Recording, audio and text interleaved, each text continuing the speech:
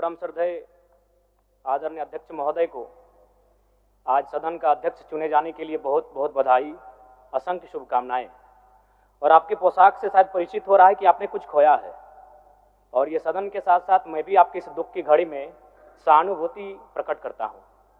अध्यक्ष महोदय, तमाम विपक्ष के साथियों ने विशेष बात को रखा कि जो सरकार होती है संभवतः उनसे अगर कुछ त्रुटि हो भी जाती है तो उसके बचाव में खड़ी अपने आप को पाती है।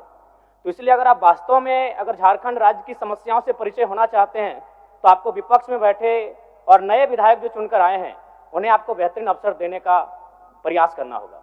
अध्यक्ष महोदय, अगर आपकी व्यक्तिगत बात कही जाए तो आपकी कुशलता की, आपकी योग्यता की, आपकी निपुणता की पूरा राज्य प्रशंसा करता है, लेकिन हमें लगता है कि अपने व्यक्तिगत विषयों से हटकर हमें आज राज्य के जो ज्वलंत मुद्दे हैं उन पर भी अपने ध्यान आकृष्ट करने की आवश्यकता है। अध्यक्ष महोदय, मैं झारखंड लोकतांत्रिक क्रांतिकारी मोर्चा अपने पूरे संगठन की ओर से आपको बधाई देता हूं और आपसे विशेष मांग करता हूं, चूंकि मैं जिन परिस्थितियों से यहां से चुनकर आया हूं, कहीं ना कहीं राज्य के शोषित वंचित लोगों की एक बहुत बड़ी अपेक्षाएं हैं। इसलिए जिस दृष्टि से आप सत्ता पक्ष को देखेंगे, जिस दृष्टि से आप विपक्ष को देखेंगे, उसी दृष्टि से मुझे भी और मेरी पार्टी की ओर से मुझे बात रखने का अवसर दिया जाएगा। मैं आपसे ये मांग करता हूं, क्योंकि आज जो हमें बात को रखने का अवसर दिया गया है ये बधाई है। मैं आपको पुनः बधाई देने के साथ साथ बस मैं ये कहना चाहूँगा, चूँकि मैं एक छात्र के नाते इस विधानसभा में आया हूँ, छात्र की गलियों से, छात्र आंदोलन से मैं पहचान बनाकर आया हूँ, और मैं आपके माध्यम से सरकार तक ये संदेश देना चाहूँगा।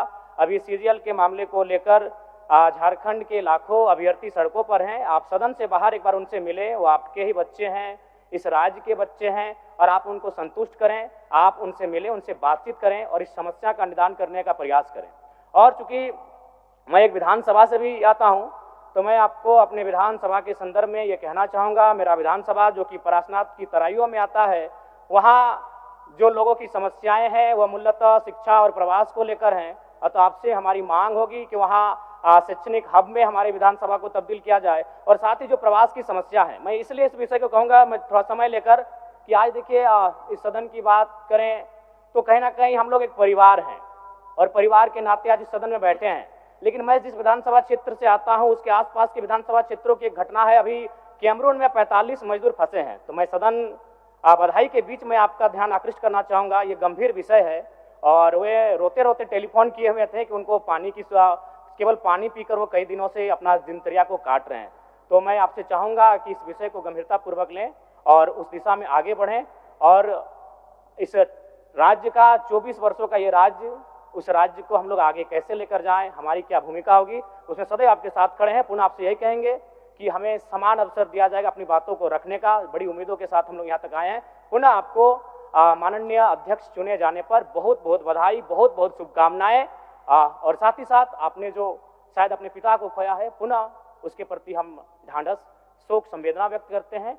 धन्यवाद। जोहार। झारखंड के तमाम शहीदों को नमन, वंदन। जय झारखंड, जोहार झारखंड। माननीय मुख्यमंत्री जी, माननीय मंत्रीगण, सभी दलों के माननीय नेतागण, सभी माननीय सदस्यगण, मुझे सर्वसम्मति से पुनः इस सदन के अध्यक्ष के रूप में दायित्व निर्वहन करने का अवसर प्रदान किया। इसके लिए मैं आप सबों का हार्दिक आभार व्यक्त करता हूं।